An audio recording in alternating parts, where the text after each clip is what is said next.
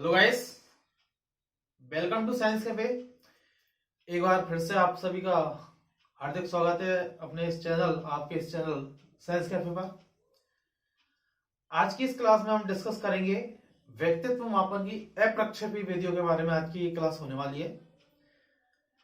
Last class में हमने प्रक्षेपी विधियों के बारे में बात की थी। उनसे होने वाले जितने भी परीक्षण है प्रक्षेपी विधियों के अंतर्गत, उन सभी परीक्षण के बारे में हमने यहाँ पर डिस्कस किया था क्लास में। आज की जो क्लास है ये अप्रक्षेपीय विधि पर होने वाली है। तो चलिए आज की इस क्लास को स्टार्ट करते हैं। अप्रक्षेपी विधि के बारे में आज की क्लास में डिस्कस करेंगे हम यहाँ पर व्यक्तित्व मापन पढ़ रहे हैं। क्या पढ़ रहे हैं? व्यक्तित्व मापन। व्यक्तित्व मापन के अंतर्गत अप्रक्षेपी विधियों के बारे में आज हम डिस्कस करेंगे। किसके बारे में? अप्रक्षेपी विधि। अप्रक्षेपी विधि, दोनों में जो अंतर है वो आपको याद रखना है। प्रक्षेपी विधि और अप्रक्षेपी विधि दोनों में अंतर क्या होता है? प्रक्षेपी विधि में हम किसी भी व्यक्ति के बारे में जानना चाह रहे हैं, तो वो जब हम किसी व्यक्ति के बारे में जान रहे हैं तो आपने देखा वहां पर कि हम जो है कुछ नंबर ऑफ कार्ड्स को वहां पर यूज कर रहे हैं, अर्थात कार्डों के माध्यम से उस व्यक्ति के व्यक्तित्व को वहां पर जो है जाना जा रहा है। लेकिन अप्रक्षेपी विधि में क्या होता है? अप्रक्षेपी विधि में मेनली रूप से कहें तो ये दो प्रकार की होती है। कितने प्रकार की होती है? दो प्रकार की होती है। एक तो होती है व्यक्तिनिष्ठ होती है, व्यक्तिनिष्ठ होती है, और दूसरी होती है वस्तुनिष्ठ होती है। कैसी होती है? वस्तुनिष्ठ होती है। ये बात आपको समझ में आ गई? व्यक्तिनिष्ठ जो विधियां हैं और वस्तुनिष्ठ जो विधियां हैं, दो प्रकार से जो है अप्रक्षेपी विधियों को बांटा गया है। कहने का मतलब यह है कि यहां पर अप्रक्षेपी विधियों में जो व्यक्तित्व का जो मापन किया जाएगा वो उस प्रयोज्य की उपस्थिति में किया जाएगा। प्रयोज्य खुद जो है अपने बारे में बताएगा। ठीक है, हम किसी और वस्तु के द्वारा उस प्रयोज्य के बारे में नहीं जानेंगे। प्रयोज्य खुद अपने बारे में लिखेगा, अपनी प्रॉब्लम को जो है यहाँ पर शेयर करेगा। ठीक है, तो अप्रक्षेपी विधि आपको याद रखना है कितने प्रकार की है? दो प्रकार की। आज हम जिन विधियों के बारे में चर्चा करेंगे वो होंगी व्यक्तिनिष्ठ विधि। कौन सी? व्यक्तिनिष्ठ विधि के बारे में आज हम बात करेंगे, जो कि अप्रक्षेपी विधियों के अंतर्गत आती है।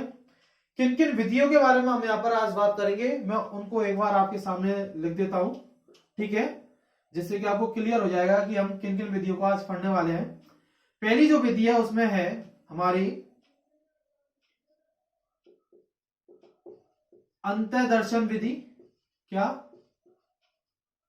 अंतःदर्शन विधि, जिसको अंतःदर्शन विधि जिसको हम कह रहे हैं, जिसको हम आत्मनिष्ठ विधि भी कहते हैं। क्या?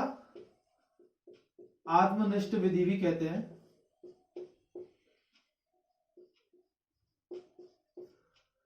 अंतःदर्शन विधि या जिसको हम आत्मनिष्ठ विधि भी कहते हैं, आत्मकथा विधि भी हम जिसको कहते हैं, यह आपको याद रखना है। ठीक है, आत्मदर्शन विधि या आत्मकथा विधि जिसको हम कहते हैं। ठीक है, सेकंड जो विधि हम यहां पर पढ़ने वाले हैं उस विधि का यहां पर नाम है प्रश्नावली विधि। कौन सी विधि? प्रश्नावली विधि। प्रश्नावली विधि या जिसको पेन पेंसिल विधि भी कहते हैं। क्या कहते हैं? पेन पेंसिल विधि। पेन पेंसिल विधि भी इसको क्या कहते हैं। थर्ड जो विधि है जिसके बारे में हम आज की इस क्लास में डिस्कस करेंगे, उस विधि का नाम है साक्षात्कार विधि, इंटरव्यू मेथड, साक्षात्कार विधि। ठीक है, अगली विधि जो है साक्षात्कार के बाद में जो अगली विधि है यहां पर, उस विधि के बारे में हम यहां पर बात करने जा रहे हैं। साक्षात्कार विधि हो गई, अंतर्दर्शन, आत्मकथा। ठीक है, एक ही नाम है प्रश्नावली। पेन पेंसिल विधि जिसको कहते हैं, साक्षात्कार विधि है, इंटरव्यू मेथड है। ठीक है, और अगली जो विधि है हमारी, जिस विधि के बारे में हम बात करने जा रहे हैं, वो है जीवन इतिहास विधि। क्या? जीवन इतिहास विधि। ठीक है, जीवन इतिहास विधि के बारे में हम यहाँ पर अब डिस्कस करेंगे। ठीक है, ये 4 जो विधियां हैं, इन विधियों के बारे में हम यहाँ पर बात की जाएगी, जिसको जीवन इतिहास विधि है, व्यक्ति इतिहास विधि भी कह सकते हैं, केस स्टडी मेथड भी जिसको आप कह सकते हो, कुछ भी कह सकते हो। ठीक है, इन 4 विधियों के बारे में आज की इस क्लास में हमारा कंप्लीट डिस्कशन होगा। ठीक है, तो समझ में आ गई क्या पढ़ने जा रहे हैं। अप्रक्षेपी विधियों के अंतर्गत व्यक्तिनिष्ठ और व्यक्तिनिष्ठ विधियों के अंतर्गत इन 4 विधियों के बारे में आज हम डिस्कस करेंगे। तो चलिए आज की इस क्लास को यहां पर हम स्टार्ट करते हैं, जो कि व्यक्तित्व मापन की है। ठीक है, इस क्लास में आज हम इतना ही डिस्कस करेंगे, कुछ हो गया था मिल गया। ठीक है, चलिए स्टार्ट करते हैं आज की इस क्लास को अप्रक्षेपी विधियों के अंतर्गत। पहली जो विधि है उस विधि के बारे में आज हम डिस्कस करेंगे, और उस विधि का नाम है आत्मकथा विधि। आत्मकथा विधि, या जिसको हम आत्मदर्शन विधि भी कहते हैं। क्या?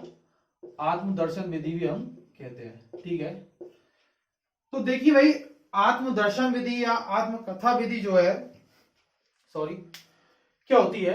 सबसे पहले तो इनके प्रवर्तक की बात कर लेते हैं, जहां से क्वेश्चन जो है बनता है। प्रवर्तक की हम यहां पर बात करेंगे इस विधि के। तो इस विधि के प्रवर्तक हैं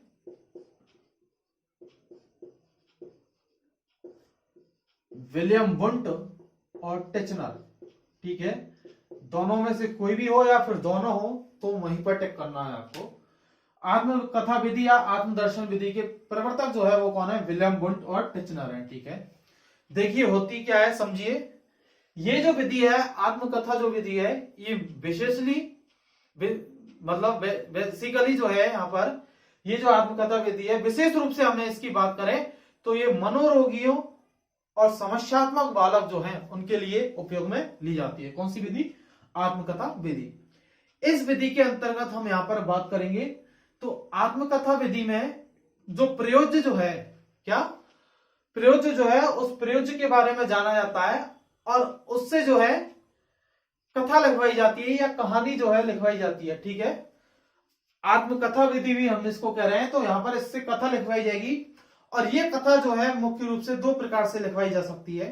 ठीक है, कथा लिखवाई जाएगी और 2 प्रकार से लिखवाई जाती है। या तो उस व्यक्ति के लिए, उस प्रयोज्य के लिए जिसका व्यक्तित्व मापन करना है, उस प्रयोज्य के लिए या तो कुछ पॉइंट दे दिए जाएंगे, कुछ बिंदु दे दिए जाएंगे, और उन बिंदुओं के आधार पर उसको वो कथा लिखनी होगी। ठीक है, सेकंड कंडीशन ये रहेगी कि भाई उस प्रयोज्य को फ्री हैंड छोड़ दिया जाए, कि आपको सिर्फ कथा लिखनी है, अपने बारे में जो कुछ भी है वो सारा उसकी जीवनी लिखनी है। कहने का मतलब ये है अब तक उसके साथ क्या क्या इंसिडेंट हुए हैं लास्ट जो पास्ट टाइम में, वो सारी चीजें उसको उस कथा में लिखनी है। तो ये जो है क्या है, व्यक्तित्व मापन की एक विधि है, अप्रक्षेपी आत्मकथा विधि। तो मैं आपको कुछ पॉइंट लिख देता हूं इसके बारे में। ठीक है, याद रखना है, विलियम वुंट और टिचनर ने दिया। ठीक है, इसमें क्या किया जाता है, व्यक्ति जो है, प्रयोज्य जो है, मैं यहां पर प्रयोज्य शब्द यूज करूंगा। प्रयोज्य जो है, प्रयोज्य की जीवनी लिखवाई जाती है। क्या लिखवाई जाती है? जीवनी लिखवाई जाती है, या उसकी कथा लिखवाई जाती है। कथा लिखवाई जाती है। ठीक है, लिखवाई जाती है, ये आपको याद रखना है। कथा लिखवाई जाती है। ये जो कथा या जीवनी लिखवाई जा रही है, उसके लिए 2 कंडीशन हो सकती है, 2 स्थितियों में लिखवाई जा सकती है। 2 स्थिति हो सकती है। पहली स्थिति तो ये होगी कि प्रयोज्य के समक्ष, मैं लिख देता हूं, प्रयोज्य के समक्ष, प्रयोज्य के समक्ष कुछ बिंदु, प्रयोज्य के समक्ष कुछ बिंदु प्रस्तुत किए जाते हैं, प्रस्तुत किए जाते हैं, और बिंदुओं के आधार पर, क्या बिंदुओं के आधार पर, और बिंदुओं के आधार पर जीवनी लिखवाई जाती है। क्या जीवनी लिखवाई जाती है। मतलब कहने का मतलब ये है कि यहाँ पर उस व्यक्ति के सामने, उस प्रयोज्य के सामने जिसका व्यक्तित्व वहां पर किया जाना है, उसके सामने कुछ बिंदु लिखे जाएंगे जो कि उसके लाइफ साइकिल से जुड़े हुए होंगे, और जो बिंदु जो है उन बिंदुओं के आधार पर उसकी कथा या जीवनी जो है यहां पर लिखवाई जाएगी। ठीक है। सेकेंड कंडीशन क्या होगी कि प्रयोज्य के समक्ष प्रयोज्य को स्वतंत्र रूप से कथा लिखने के लिए बोल दिया जाएगा। कथा लिखने के लिए कहा जाएगा। ठीक है। अब बात आती है कि भाई एक तो प्रयोज्य के समक्ष कुछ बिंदु प्रस्तुत किए जा रहे हैं और उन बिंदुओं के आधार पर जो है यहां पर कथा या जीवनी जो है वो लिखवाई जा रही है। सेकंड कंडीशन क्या है? कुछ बिंदु नहीं है, फ्री हैंड छोड़ दिया गया है, आपको एक तरीके से अपनी जीवनी जो है एक पेज पर उतार देनी है। ठीक है। अब बात करें इस विधि की, तो ये सही कहे तो हम वैलिड नहीं है, विश्वसनीय नहीं है, क्योंकि हो सकता है कि प्रयोज्य जो है अपने बारे में कुछ गलत लिख रहा हो, सही नहीं लिख रहा हो, तो हम ऐसे किसी भी व्यक्ति के जो है व्यक्तित्व का मापन नहीं कर सकते। ठीक है। जब तक कि हमने खुद नहीं देखा है, कोई व्यक्ति कह रहा है, हम उस चीज को मान नहीं सकते। तो ये जो विधि है वो वैध और विश्वसनीय विधि नहीं है। ठीक है। तो ये कौन सी विधि थी हमारी? आत्मकथा विधि या आत्मदर्शन विधि, मनोवैज्ञानिक विधि नहीं है। ठीक है। ये नहीं है बोला है मैंने। ठीक है। तो चलिए, यदि आप लिखना चाहो तो इसको लिख सकते हो, वरना फिर इसको मैं रफ करता हूं। ठीक है। चलिए नेक्स्ट विधि की तरफ।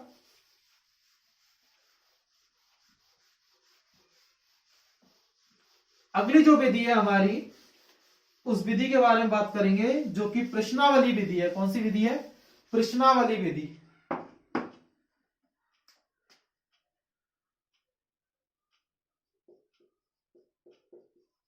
प्रश्नावली विधि,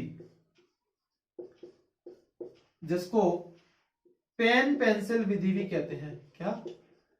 पेन पेंसिल विधि भी कहते हैं। ठीक है।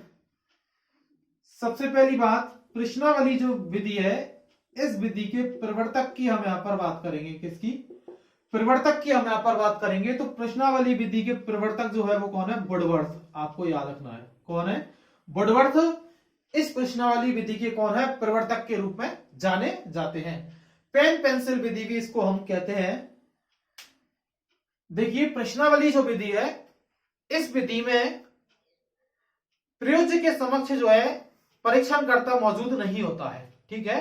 मतलब कि आपके समक्ष जो है कोई भी टीचर वगैरह जो है, जो कि परीक्षण करता है, अर्थात वो आपके समक्ष प्रस्तुत नहीं होगा जो आपसे क्वेश्चन पूछेगा। अर्थात प्रयोज्य के समक्ष जो है प्रश्न पत्र रखा होता है और उस प्रश्न पत्र के आधार पर जो है उस व्यक्ति को, उस प्रयोज्य को जो है उसके जवाब देने होते हैं। ठीक है। प्रश्नावली विधि में किसी भी तरीके का परीक्षण करता जो है वहां पर मौजूद नहीं होगा। ये चीज आपको याद रखनी है। यहां पर जो प्रश्न जो होंगे वो उस व्यक्ति से जुड़े हुए होंगे। ठीक है। अब यहां पर प्रश्नों की यहां पर बात की जाएगी, तो प्रश्न हो सकता है वस्तुनिष्ठ भी हो। कैसे हो? वस्तुनिष्ठ भी हो, या फिर जो है आपको फ्री हैंड छोड़ दिया है कि आपको सिर्फ अपने बारे में लिखना है। ठीक है। दो प्रकार से हो सकते हैं। प्रश्नावली विधि में आपको याद रखना है कि आप जो प्रयोज्य जो है उस प्रयोज्य के समक्ष प्रश्न पत्र पाया जाता है, ना कि परीक्षण करता। परीक्षण करता की जो मौजूदगी जो है वो आपको प्रश्न पत्र के रूप में देखी जाती है। अर्थात जो प्रश्न पत्र जो तैयार किया है वो परीक्षणकर्ता के द्वारा ही तैयार किया जाता है। ठीक है। जो कि विषय विशेषज्ञ जो होते हैं उनके द्वारा प्रश्न पत्र जो है तैयार किया जाता है। और परीक्षणकर्ता का जो कार्य होता है वो प्रश्न पत्र निर्माण करना और वहां पर जो है उस जो प्रश्न पत्र का जो आंसर जो होगा उसका जो है एनालिसिस करना, विश्लेषण करना जो है वहां पर इस परीक्षणकर्ता का मुख्य रूप से कार्य होता है। एक प्रकार से कहें तो ज्यादा लंबी विधि हो जाती है, समय ज्यादा लगता है। ठीक है। मेहनत ज्यादा है, प्रश्न पत्र को बनाने में बहुत टाइम लगता है। ठीक है। क्वेश्चन का सिलेक्शन करने में टाइम लगता है। तो इस तरीके से ये जो विधि है, टाइम ज्यादा लगता है, पैसा भी खर्चा अच्छा होता है। ठीक है। प्रश्नावली विधि की हम बात कर रहे हैं यहां पर, तो रचना के आधार पर, क्या रचना के आधार पर यहां पर 4 भागों में, क्या प्रश्नावली जो है इसको रचना के आधार पर जो है 4 भागों में बांटा जा सकता है। कितने भागों में? 4 भागों में यहां पर बांटा जा सकता है रचना के आधार पर।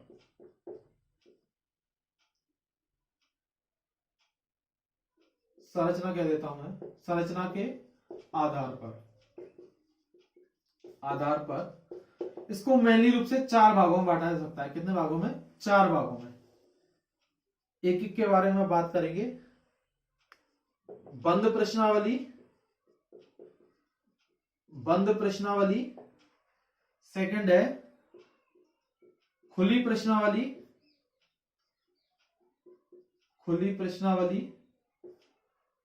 थर्ड है बंद प्रश्नावली, खुली प्रश्नावली, चित्रित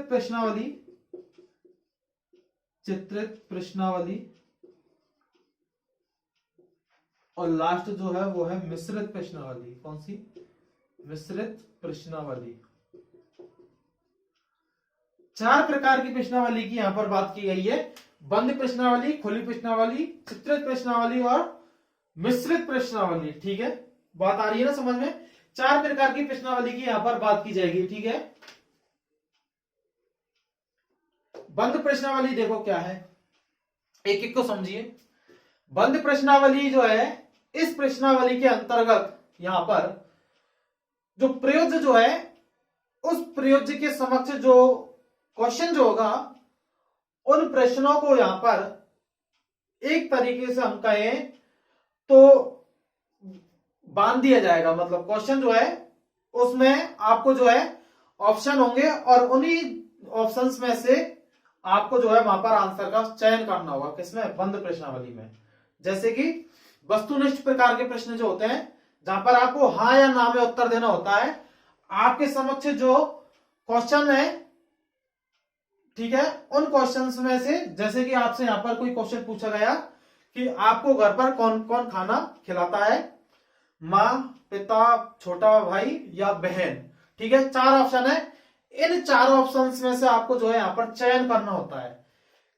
कई बार होता क्या है कि बंद प्रश्नावली में चारों ऑप्शन है, हो सकता है कि अभी ये चारों क्वेश्चंस बोले गए, इनमें से उस बच्चे को जो है, कोई भी उस प्रयोजक को कोई भी खाना ना खिलाता हो, उसकी दादी उसको खाना खिलाता हो, तो वहां पर जो है उसको जो सही जो है आंसर वो उसको नहीं मिल रहा है, उसको वहां पर लिमिट में बांध दिया गया है कि ये ऑप्शन है आपके समक्ष और इन्हीं ऑप्शंस में से आपको जो है उत्तर का जो है चुनाव करना है।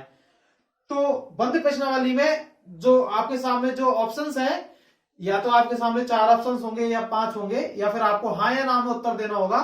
तो इस प्रकार की जो प्रश्नावली है वो बंद प्रश्नावली कहलाती है। कैसी कहलाती है? बंद प्रश्नावली कहलाती है, जहां पर हाँ या ना में जो है बांध दिया जाता है। ठीक है, मैं लिख देता हूं, हाँ या नहीं में उत्तर देना। ठीक है, सत्य और असत्य में उत्तर देना। ऐसे क्वेश्चंस किए होंगे ना आपने, सत्य और असत्य में। ठीक है, तो ऐसे जो क्वेश्चंस हैं वो बंद प्रश्नावली के अंतर्गत आते हैं, जहां पर जो है प्रयोजकर्ता को निश्चित ऑप्शंस में जो है वहां पर बांध दिया जाता है, उन्हीं में से उसको जवाब देना होता है। समझ में आ गया होगा मुझे उम्मीद है।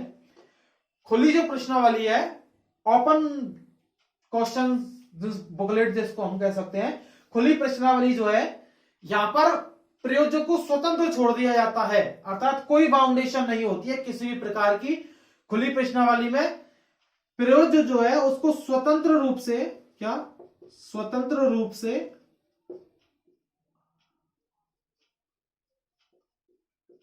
उत्तर देने की छूट होती है यहां पर। मतलब किसी भी तरह की कोई बंदिश नहीं है इस प्रश्नावली में, खुली प्रश्नावली में।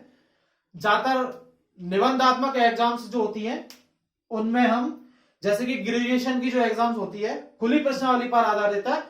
आपको जितना आता है आप उतना लिख दीजिए, भर भर के लिख दीजिए। ठीक है, जितना आपके बस की बात है उतना आप लिखते जाइए। ठीक है, बात आ रही है समझ में? उत्तर देने के लिए आप फ्री हो। आप जैसे कि बीएड में आपने देखा होगा, बीएड की एग्जाम देते हैं, एसटीसी का एग्जाम देते हैं,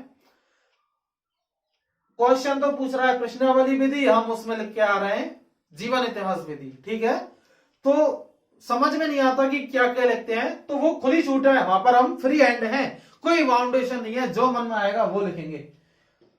एनालिसिस करते समय जो है, जो परीक्षण करता जो है उसको बहुत कठिनाई होती है, ठीक है, क्योंकि इतना 2-2, 3-3 पेज में हम आंसर देके आते हैं, तो सारे आंसर्स को पढ़ना जो है मुश्किल है, ठीक है। तो इसलिए प्रश्नावली जो है कहीं ना कहीं एक तरीके से कहें तो बुरी भी है, लेकिन आपको याद रखना है खुली प्रश्नावली के अंतर्गत स्वतंत्र रूप से उत्तर देने की छूट है, अर्थात आप उत्तर देने के लिए पूर्ण रूप से मुक्त हो। अर्थात ग्रेजुएशन की जो एग्जाम होती है वो खुली प्रश्नावली का हिस्सा है, लेकिन बंद प्रश्नावली के अंतर्गत जितनी भी कंपटीशन जो एग्जाम्स है जहां पर हमको निश्चित ऑप्शंस में बांध दिया जाता है, उन्हीं में से हमें उसका जवाब देना होता है, तो वो बंद प्रश्नावली का उदाहरण हो सकता है। चित्रित प्रश्नावली की बात करें हम तो चित्रों के माध्यम से, किसके माध्यम से, चित्रों के माध्यम से प्रश्नों का उत्तर, प्रश्नों का जवाब, अर्थात चित्रों के माध्यम से प्रश्नों का जवाब जो है यहां पर पूछा जाता है। अर्थात कोई विशेष आकृति दिखा दी जाएगी, ठीक है, मैथ में जो होता है ना, जैसे कि मैथ में होता है ये त्रिभुज दे दिया आपको और इसी त्रिभुज के आधार पर बताना है आपको कि किस प्रकार का त्रिभुज है, ठीक है, समबाहु है, विषमबाहु है, समद्विबाहु है, कैसा है। तो ऐसे जो है चित्रों के आधार पर आपको कोई डायग्राम दिखाया जाएगा, कोई पेंटिंग दिखाई जाएगी और उस पेंटिंग के आधार पर जो आपको जो है उस प्रश्न का जो है आंसर वहां पर देना होगा। लास्ट जो प्रश्नावली है मिश्रित प्रश्नावली, जो कि इन तीनों का मिला जुला रूप है। क्या इन तीनों का मिला जुला रूप कौन सा है? मिश्रित प्रश्नावली। इस प्रकार संरचना के आधार पर जो है प्रश्नावली को कितने भागों में बांटा गया? 4 भागों में बांटा गया। मेनली जो क्वेश्चन यहाँ पर पूछा जाता है, क्वेश्चन जो पुटअप किया जाता है वो इन दोनों में से किया जाता है, बंद और खुली प्रश्नावली में से, क्योंकि ये तो तीनों का मिला जुला रूप है। इसमें से क्वेश्चन ज्यादा पूछे नहीं जाते हैं, लेकिन फिर भी इंपॉर्टेंट है। बंद और खुली प्रश्नावली तो बहुत ज्यादा इंपॉर्टेंट है, जहां से क्वेश्चन पूछे जाते हैं कई बार। याद रखना है प्रवर्तक के रूप में कौन है, तो आपको प्रश्नावली विधि के प्रवर्तक वुडवर्थ याद रखने हैं, जिसको हम पेन पेंसिल विधि भी कहते हैं। ठीक है, आपको समझ में आ गई होगी, मुझे ऐसी उम्मीद है। चलते हैं फिर आगे अगली प्रश्नावली की ओर, अगली विधि की ओर चले। अगली विधि डिस्कस करेंगे इंटरव्यू मेथड। ठीक है, साक्षात्कार विधि की यहां पर आज बात की जाएगी, अभी कल नहीं, अभी की जाएगी साक्षात्कार विधि। साक्षात्कार विधि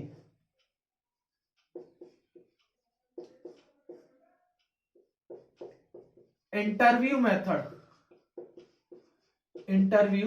मेथड की यहां पर हम बात करेंगे आज की इस क्लास में।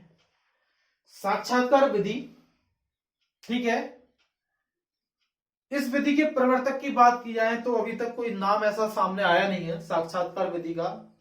प्रवर्तक को लेकर कभी भी इस विधि से क्वेश्चंस नहीं पूछे जाते हैं, आपको याद रखना है। इतना पता है कि साक्षात्कार विधि जो है सबसे पहले अमेरिका से इसकी शुरुआत हुई थी। कहां से? अमेरिका से इस विधि की शुरुआत हुई थी, इतना आपको याद रख लेना है। ये जो साक्षात्कार विधि जो है, इंटरव्यू मेथड जो है, यहां पर जो प्रयोज्य जो है उस प्रयोज्य के समक्ष जो है परीक्षणकर्ता मौजूद होता है। हमने प्रश्नावली विधि की जब बात की थी तो वहां पर प्रश्न पत्र मौजूद था। डिफरेंस जो है याद रखना है आपको विधियों में। साक्षात्कार विधि में परीक्षणकर्ता वहां पर मौजूद होता है, किसके सामने? प्रयोज्य के सामने। ठीक है, इंटरव्यू के माध्यम से एक व्यक्ति के जो है पर्सनालिटी में, व्यक्तित्व में आपकी बहुत सारी चीजें आती हैं। जैसे कि आप कोई जॉब के लिए आप इंटरव्यू देने जा रहे हो तो वहां पर जो आपके व्यक्तित्व को देखा जाएगा, आपकी भाषा शैली कैसी है, आपकी मतलब वेशभूषा कैसी है, आपकी सारी चीजों को जो है वहां पर नोटिस किया जाएगा। आप कितने मैच्योर हो, कितने इमेच्योर हो, वो सारी चीजें, आपको नॉलेज कितनी है, वो सारी चीजें कहीं ना कहीं। कहने का मतलब यह है कि आपकी शारीरिक क्षमताओं, आपके मानसिक क्षमता और आपके संवेगात्मक जो बुद्धि है, इमोशनल डेवलपमेंट जो है आपका, इमोशनल इंटेलिजेंस जो है आपका, उसको कहीं ना कहीं वहां पर चेकअप किया जाता है। किसमें? इंटरव्यू के माध्यम से। तो साक्षात्कार जो है एक प्रकार से मौखिक प्रकार की विधि है, अर्थात मौखिक रूप से जो है किसी के भाव विचारों को जो है किसी के नॉलेज को आप जो है डायरेक्टली जान सकते हो। ठीक है, आपने देखा होगा कि लोग जो है फोन पर बात करने की बजाय सामने मिलकर बात करने के लिए बहुत ज्यादा उत्साहित होते हैं, बहुत ज्यादा मतलब मिलने की जो है आपस में सामने दो लोग जो बात कर रहे होते हैं वो चीज अलग होती है। वो कहीं ना कहीं एक तरीके से इंटरव्यू हो रहा होता है। एक अध्यापक अपने छात्रों से क्वेश्चन पूछ रहा है तो वहां पर मौखिक विधि के रूप में पूछ रहा है। किसके रूप में? मौखिक रूप में। इनडायरेक्टली रूप से कहें तो वो एक तरीके का इंटरव्यू ही हो गया। ठीक है, एक तरीके का क्या है? इंटरव्यू ही है वो। ठीक है, जिसको हम साक्षात्कार कहते हैं, जहां पर दो लोगों के बीच में डिस्कशन होता है किसी भी विषय वस्तु को लेकर, किसी भी बिंदु को लेकर, जहां पर डिस्कशन हो रहा है दो व्यक्तियों के बीच में, वो क्या है? अब जरूरी नहीं कि साक्षात्कार जो है औपचारिक ही हो या अनौपचारिक हो। ठीक है, साक्षात्कार साक्षात्कार है, अभी हम इसको यही मानकर चल रहे हैं इंटरव्यू। ठीक है, तो दो व्यक्तियों के समझ जहां पर परीक्षणकर्ता और प्रयोगकर्ता दोनों वहां पर मौजूद होते हैं। मौखिक प्रकार से होता है, लिखित प्रकार से नहीं होता है, आपको याद रखना है साक्षात्कार। ठीक है बात करें, ये जो साक्षात्कार विधि जो है, साक्षात्कार विधि के कोई प्रवर्तक नहीं है, ये चीज आपको याद नहीं है। अब यहां पर क्या होना चाहिए कि परीक्षणकर्ता जो है, उस परीक्षणकर्ता को जो है उस विषय में जो है नॉलेज होनी चाहिए कि क्वेश्चन किस तरीके के पूछने, सटीक क्वेश्चन पूछे जाए, जिससे कि जो अच्छी जो नॉलेज है वो वहां से हमें प्राप्त हो। ठीक है, क्वेश्चन इस तरीके का होना चाहिए कि सामने वाला जो प्रयोजकर्ता जो है उसको एक ही बार में क्वेश्चन समझ में आ जाए और वो उस क्वेश्चन का जो है सटीक आंसर दे। ठीक है, यदि ऐसा क्वेश्चन का सही चुनाव यदि नहीं किया जाएगा तो टाइम जो है बहुत लंबा लग सकता है। हो सकता है कि आप किसी भी प्रयोजकर्ता से 4 बार क्वेश्चन पूछे एक ही क्वेश्चन को, और वो चारों बार उस क्वेश्चन को समझ नहीं पाए कि आप उससे पूछना क्या चाह रहे हो। ठीक है, तो इसलिए प्रश्नों की जो भाषा, जो आपकी जो भाषा शैली है, जो आपके प्रश्नों को पूछने का जो तरीका जो है, वो कहीं ना कहीं सही होना चाहिए, जिससे कि प्रयोजकर्ता को प्रश्न को समझने में ज्यादा मुश्किल का सामना ना करना पड़े। ठीक है, बात करते हैं साक्षात्कार विधि की। तो साक्षात्कार जो है मुख्य रूप से इसको रचना के आधार पर, किसके आधार पर? रचना के आधार पर बात करें साक्षात्कार की लेकर, रचना के आधार पर, रचना के आधार पर इस साक्षात्कार को, यहां पर इंटरव्यू को मेनली रूप से कहूं तो 3 भागों में बांटा गया है। कितने भागों में बांटा गया है? 3 भागों में यहां पर इस साक्षात्कार को बांटा गया है। ठीक है, पहला है निर्देशित, निर्देशित। दूसरा है अनिर्देशित। क्या? अनिर्देशित। पहला कौन सा है? निर्देशित। दूसरा कौन सा है? अनिर्देशित। और तीसरा है समाहारक। क्या? समाहारक। समाहारक। निर्देशित को आप कहोगे संरचित। ठीक है, अनिर्देशित को हम कहते हैं असंरचित,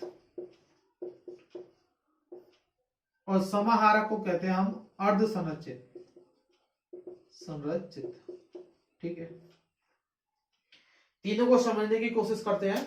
रचना के आधार पर जो इंटरव्यू है उसको 3 भागों में बांटा गया, निर्देशित, अनिर्देशित और समाहारक। ठीक है, निर्देशित जो इंटरव्यू है, ठीक है, इस प्रकार का इंटरव्यू जो है यहां पर निर्देशित इंटरव्यू, इस इंटरव्यू में, इस साक्षात्कार में यहां पर परीक्षणकर्ता जो है, क्या? परीक्षणकर्ता जो है उसको विषय वस्तु, सॉरी, इस प्रकार का इंटरव्यू जो है यहां पर, उस इंटरव्यू में यहां पर विषय वस्तु और जो प्रश्न जो है वो यहां पर निर्धारित होते हैं, अर्थात पहले से पता होता है। ठीक है, कि किस विषय वस्तु पर जो है क्वेश्चंस पूछे जाने हैं, तो वो वाली चीज कौन सी है? निर्देशित, जहां पर सारा कुछ पता हो। ठीक है, कि किस विषय वस्तु, मैं लिख देता हूं यहां पर, विषय वस्तु, विषय वस्तु व प्रश्नों की संख्या के बारे में पहले से पता होता है। अर्थात ये चीज है निर्देशित में, संरचित में, कि यहाँ पर पहले से ही फिक्स होता है कि कौन सी विषय वस्तु और कौन से जो प्रश्न वहां पर पूछे जाएंगे। अर्थात कहने का मतलब यह है कि जो औपचारिक पदों पर जो कर्मचारी जो वगैरह होते हैं उनके लिए ये निर्देशित जो इंटरव्यू है कहीं ना कहीं वो यूज किया जाता है। कहने का मतलब यह है कि ऑफिशियल जो इंटरव्यू होते हैं जहां पर आपको प्रमोशन चाहिए होता है तो वहां पर सारी चीजें निर्देशित होती हैं। कैसी होती है? एक तरीके से फॉर्मेलिटी के तौर पर जो है आपको वहां पर इंटरव्यू देना होता है। कैसा इंटरव्यू है? निर्देशित। अनिर्देशित इंटरव्यू की हम यहां पर बात करते हैं। असंरचित साक्षात्कार जिसको हम कह सकते हैं। ये जो असंरचित साक्षात्कार है यहां पर विषय वस्तु व प्रश्नों का कोई पता नहीं होता। अर्थात कुछ भी यहां पर फिक्स नहीं होता है, अनिर्देशित होता है। आपसे साक्षात्कार में कुछ भी पूछा जा सकता है। यदि आपने आईएएस इंटरव्यू यदि देखा हो, क्या आईएएस इंटरव्यू यदि आपने देखा हो तो वहां पर आप जब इंटरव्यू देने जाते हो तो आपको सब्जेक्ट तो पता होता है कि आपका जो सब्जेक्ट है उससे रिलेटेड जो है क्वेश्चन पूछे जाते हैं, लेकिन बात कहें तो फिक्स कुछ भी नहीं होता है। ठीक है कि आपसे कौन सा क्वेश्चन पूछा जाएगा ये कोई नहीं है। हो सकता है आपसे आपकी पर्सनालिटी को लेकर, आपको आपके रीजन से लेकर, मतलब कोई भी क्षेत्र ऐसा हो सकता है जहां से आपसे क्वेश्चन पूछा जा सकता है। कोई भी चीज फिक्स नहीं होती है अनिर्देशित साक्षात्कार में। ठीक है, ना विषय वस्तु का पता होता है, ना प्रश्नों की संख्या का पता होता है इस प्रकार के इंटरव्यू में। अनिर्देशित ठीक है। समाहारक की हम बात करें यहां पर अर्ध संरचित प्रकार का जो है इंटरव्यू है। यहां पर विषय वस्तु का तो पता होता है, क्या विषय वस्तु का पता होता है लेकिन प्रश्नों का नहीं। हमने 11 12th में जो इंटरव्यू दिए थे, 12th क्लास में जो इंटरव्यू देते थे हम, वाइवा जिसको हम बोलते हैं, या अपने कॉलेज में जो है बीएससी वगैरह की है तो वहां पर प्रैक्टिकल्स जो एग्जाम्स होती है वहां पर फिर वाइवा लगता है। ठीक है, तो ये जो वाइवा होता है इसमें हमें सब्जेक्ट तो पता है कि भाई केमिस्ट्री का प्रैक्टिकल है तो केमिस्ट्री से रिलेटेड क्वेश्चंस पूछे जाएंगे, बायो का है तो बायो से रिलेटेड पूछे जाएंगे, लेकिन प्रश्न का पता नहीं है कि प्रश्न कौन सा होगा। ठीक है, जो एग्जामिनर के मन में आएगा वो उस प्रैक्टिकल से रिलेटेड जो है वहां से हमें पूछेगा। विषय वस्तु पता है लेकिन प्रश्नों का पता नहीं है, तो वाइवा जो है वो एक प्रकार का कह सकते हैं कि अर्ध संरचित जो है समाहारक प्रकार का जो है साक्षात्कार है, जिसको हम इंटरव्यू तो कहेंगे लेकिन समाहारक प्रकार का अर्ध संरचित इंटरव्यू कहेंगे, जहां पर विषय वस्तु का पता होता है लेकिन प्रश्नों का कोई पता नहीं होता। इस प्रकार जो है इंटरव्यू जो है यहां पर 3 प्रकार से रचना के आधार पर बांटा गया है। निर्देशित, अनिर्देशित और समाहारक 3 प्रकार का इंटरव्यू की यहां पर बात की गई है। ठीक है, इंटरव्यू के माध्यम से, साक्षात्कार के माध्यम से यहां पर आपके व्यक्तित्व को जो है मापा जा सकता है। आपकी जो नॉलेज है, आपकी जो बोलने का जो तरीका है, आपका जो पहनावा है, आप किस क्षेत्र से बिलोंग करते हो, आप कितने मैच्योर हो, कितने इमैच्योर हो। अर्थात आपको यदि जॉब दी जानी है तो आप उस जॉब के लिए, उस पद के लिए आप मैच्योर हुए हो या नहीं। माना कि जैसे कि कोई बच्चा जो है 22 साल की एज में आईएएस इंटरव्यू तक पहुंच जाता है, तो इंटरव्यू में उसका जो है जब देखा जाता है तो उसके जो है मेंटल जो डेवलपमेंट है उसको देखा जाएगा, मानसिक विकास जो है, अर्थात वो कितना परिपक्व है कुछ चीजों को लेकर और कुछ चीजों को लेकर कितना परिपक्व नहीं है, क्या उसकी धारणा है, कैसी वो सोच रखता है, वो सारी चीजें इंटरव्यू के माध्यम से यहाँ पर ज्ञात की जा सकती है। अर्थात कम समय में किसी भी व्यक्ति के बारे में अधिक जानकारी प्राप्त किसके माध्यम से कर लेते हैं हम? साक्षात्कार के माध्यम से। यहां पर जो व्यक्ति है वो झूठ नहीं बोल पाएगा, क्योंकि झूठ बोलेगा तो पकड़ा जाएगा। ठीक है, आप जहां से, क्योंकि हम जब इंटरव्यू देने जाते हैं तो उससे पहले पूरा जो डाटा है हमारा उस परीक्षणकर्ता के सामने होता है कि हम कहां से बिलोंग करते हैं, किस क्षेत्र से हैं, किस जाति से हैं, वो सारी चीजें जो है वो सारी चीजें यहां पर परीक्षणकर्ता के समक्ष ऑलरेडी मौजूद हुई होती हैं। तो साक्षात्कार विधि में कम समय में जो है अधिक जानकारी यहाँ पर प्राप्त की जाती है, सटीक जानकारी प्राप्त की जाती है।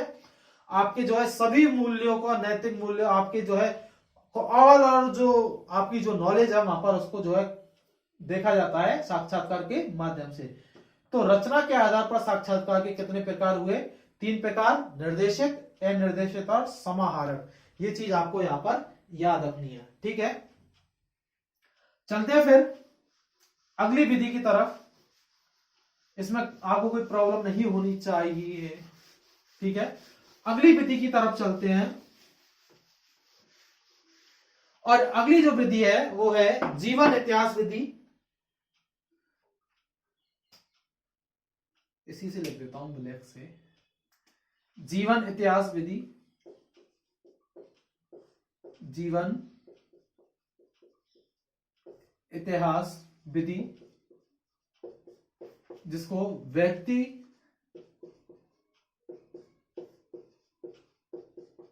इतिहास विधि भी कहते हैं,